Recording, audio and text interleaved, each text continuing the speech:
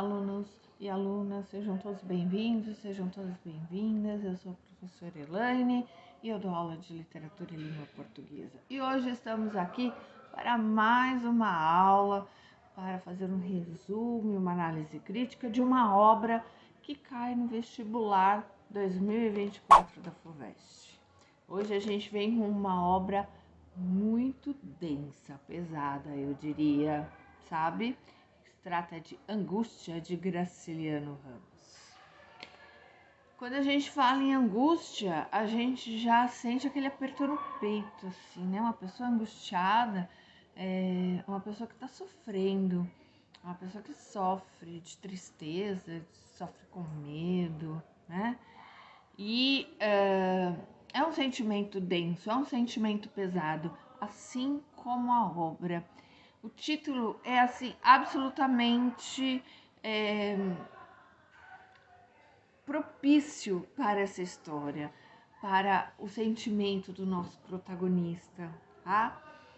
Então, vamos lá conhecer o Luiz da Silva e a sua Angústia. Então, Angústia foi escrita entre os anos de 1935 e 36, foi a terceira obra publicada pelo Graciliano Ramos.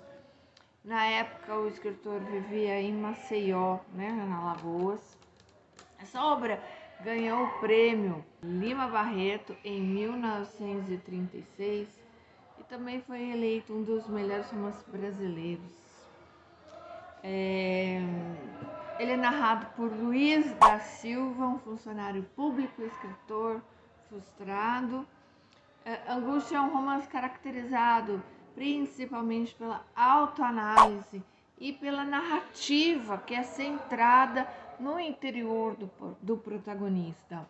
Então a gente vai falar assim de sentimento, a gente vai falar do que se passa lá dentro, né? As frustrações, os medos e a angústia.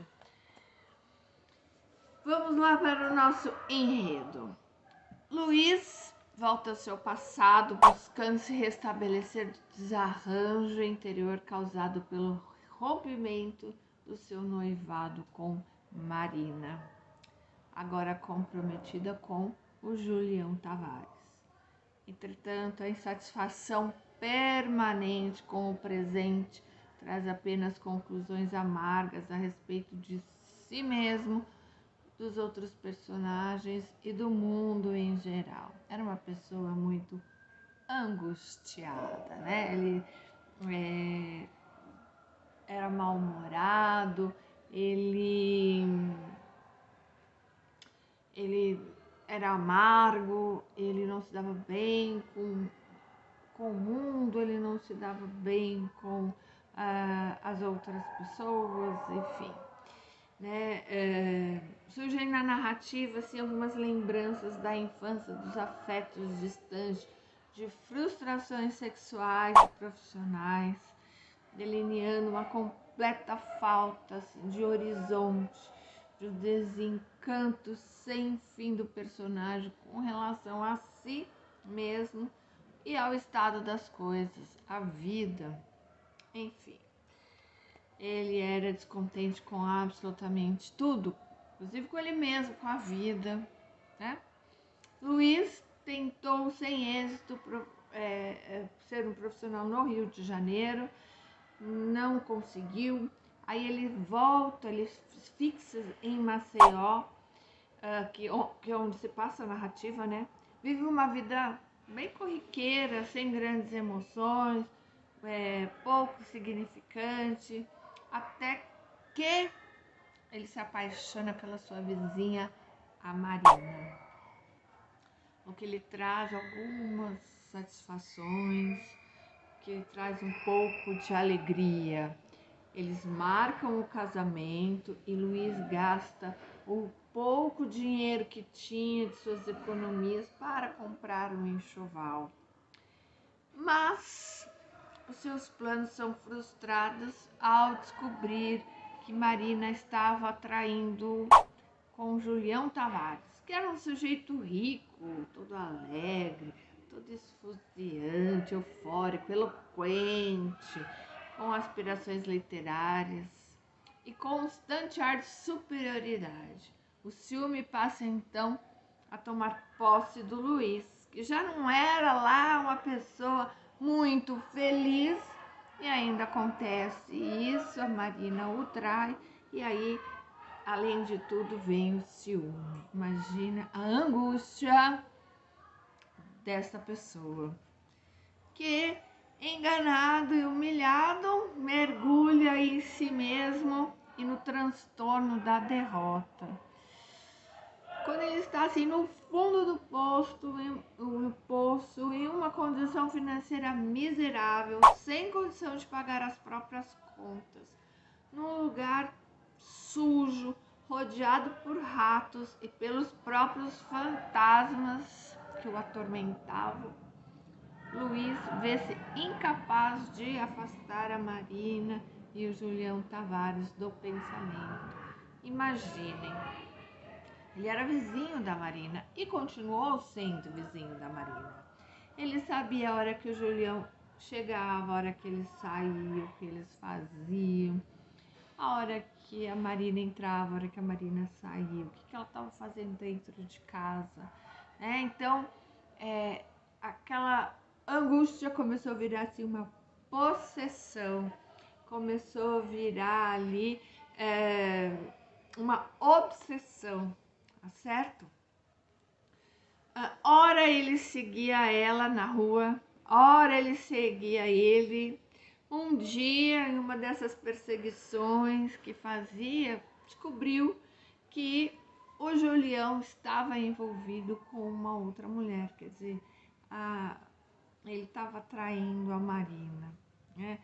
E a obsessão com as lembranças e a fragmentação subjetiva, aquela angústia de Luiz, o leva a maquinar o assassinato de Julião Tavares. Até que em uma de suas perseguições ali, o Luiz encontra a oportunidade perfeita e estrangula o Julião. Tomado de euforia, de súbita felicidade após matar o rival, sentiu-se forte. Mas, é lógico, né? Naquele momento, todos os seus sofrimentos se evaporaram, ele estava se sentindo forte, ele não estava mais se sentindo um derrotado, ele matou o seu maior rival. Porém, aquilo durou pouco, né? Um lapso de alegria e aquela reconciliação que ele fez consigo mesmo dura muito pouco, muito. Rapidamente a angústia volta e ele, tomado do desespero de ser descoberto agora. Então tinha tudo aquilo e agora ele tá com medo e a angústia de ser descoberto. Ele volta para casa completamente perturbado, toma uma garrafa de cachaça e adormece. Não comparece ao trabalho no dia seguinte, obviamente, livra-se dos vestígios que o ligariam à cena do crime e deita-se adoentado e transtornado mais uma vez pelas lembranças, sufocado pela angústia. E aí ele começa o livro dizendo assim: levantei-me há cerca de 30 dias, mas julgo que ainda não me restabeleci completamente. Então, quando ele começa, é o fim. E essa história, ela fica dando looping. Ela fica num looping eterno. O fim, é o começo, é o fim, o começo, é o fim, né? Porque a história começa com ele se levantando depois de um mês que ele tinha assassinado o rival, tá certo? Então, é essa história angustiante do Luiz da Silva. O foco narrativo, né, é o sentimento que dá nome à obra, é o eixo central da narrativa. Todo esse sofrimento, toda essa angústia, ela acaba sendo o nosso foco narrativo, pelo qual se orienta o enredo, as ações dos personagens e o procedimento estilístico. Por isso, o foco narrativo do romance é um monólogo interior. Isso é importantíssimo de se lembrar quando vai fazer um vestibular, quando vai prestar um vestibular. O narrador personagem constrói os eventos com base em suas lembranças e em suas percepções no local em que se aloca o sentimento angustioso. Né? Então, dentro dele está alocado, está estacionado, fez morada um sentimento de angústia, tá certo? Trata-se, portanto, de um romance em primeira pessoa, uma narrativa psicológica caracterizado por um contínuo estado de delírio do personagem, sufocado pela angústia. Luiz tem dificuldade de diferenciar o real e o real. Em muitas passagens do livro ele não sabe se e confunde o leitor muitas vezes, se o que ele está narrando ali é real, se é irreal, se está fazendo parte só do imaginário dele, né? Ele confessa ter a memória repleta de atos, né? Preenchido pela imaginação. E atos são vácuos, tá? Preenchidos pela imaginação. A tônica delirante conduz toda a trama e resulta nas perseguições que ele faz a Marina e ao Julião Tavares, né? Tendo seu ápice no assassinato de Julião, tá certo? É um romance urbano, se passa na cidade, tem por espaço narrativo a cidade de Maceió, na capital dos Alagoas, como eu já havia dito, né? Durante as décadas que sucedem a tomada de poder por Getúlio Vargas. No entanto, como o fio condutor é o enredo, do enredo é o norteador pela fragmentação interior de Luiz, há uma sobreposição de espaços e períodos temporais ao longo da narrativa. Ora, Luiz descreve o presente em Maceió, ora se volta para o seu passado rural, para a cidadela interiorana onde cresceu. Tá certo? Então, existe essa característica também nessa obra, porque essa coisa do temporal. Ora ele está lá na frente, ora ele está aqui no presente, ora ele está lá no passado. Então, esses espaços e períodos temporais, né, vão se sobrepondo durante a narrativa, tá certo? Seguindo o fluxo de consciência, as memórias se misturam às situações presentes num constante zigue-zague, como eu acabei de falar, né, no espaço-tempo. Muitas vezes Luiz conecta Marina e Julião Tavares a acontecimentos sem relação direta com eles, em movimento de obsessão angustiante, rompendo a rigidez lógica e ampliando a sensação de irrealidade e delírio. Então tem horas que você não sabe se ele está delirando, se realmente aquilo aconteceu. Aí passa um pouquinho, se lê mais um pouquinho e fala, não, ele está delirando. Isso aqui não está acontecendo, né? Então essa é a tônica dessa obra, fascinante, fascinante. É importante destacar que o final do livro remete ao seu início, como eu disse, né? Um looping constante, pois é depois de assassinar Julião Tavares que Luiz inicia a narrativa, em tentativa de recuperar-se da tomada de consciência quanto à sua ação extremada e homicida. Assim, o personagem encontra-se encerrado num cíclico cárcere da própria consciência, em que nada se realiza, né? Então, é uma loucura só. Esse Luiz é maluco, tá? Angústia enquadra-se nas obras produzidas pelo segunda fase do nosso modernismo no Brasil, né?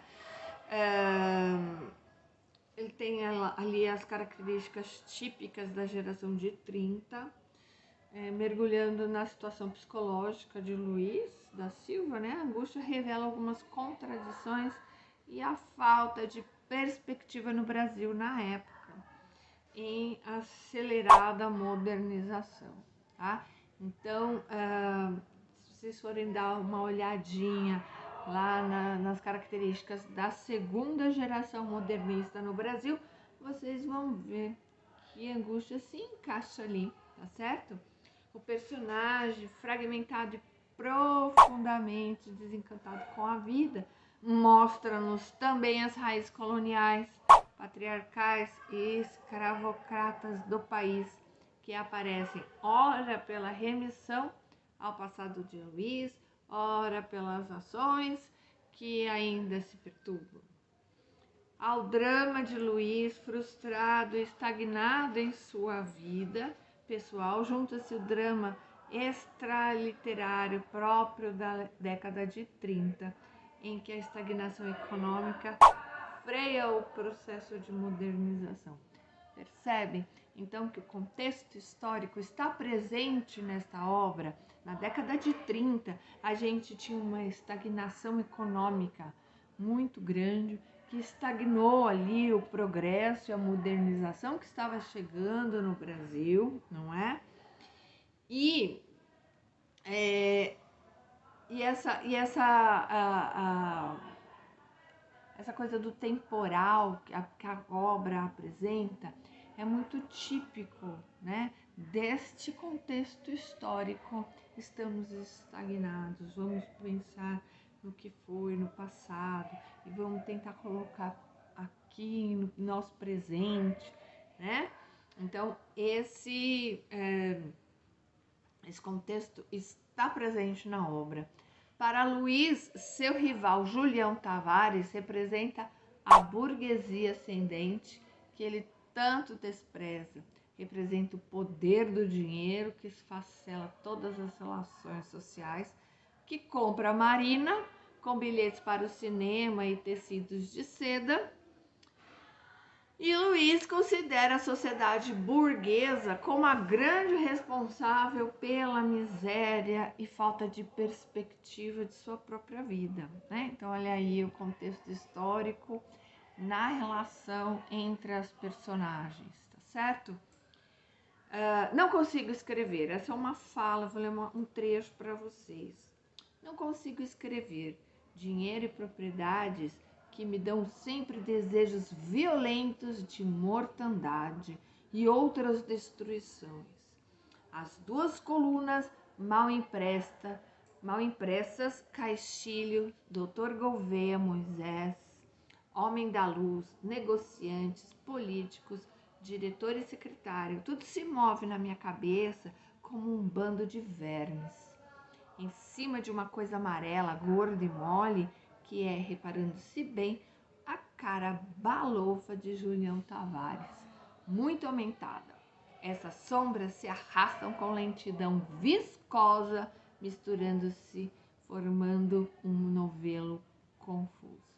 Então, aí por essa narrativa, a gente percebe aí, né, que tudo se mistura na cabeça dele e vira um novelo confuso, tá?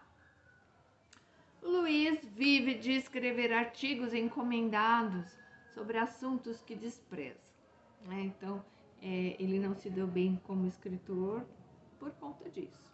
Mas acumula aspirações literárias de escrever um livro e lançar-se profissionalmente como um escritor. Entretanto, diante de um mundo que o esmaga, incapaz de colocar-se em nenhum setor da sociedade, a literatura para ele também não se realiza. Como outras várias coisas não se realizaram para Luiz, a literatura também não se realiza. Essa falta de identificação do sujeito para com seu trabalho é típica das sociedades capitalistas.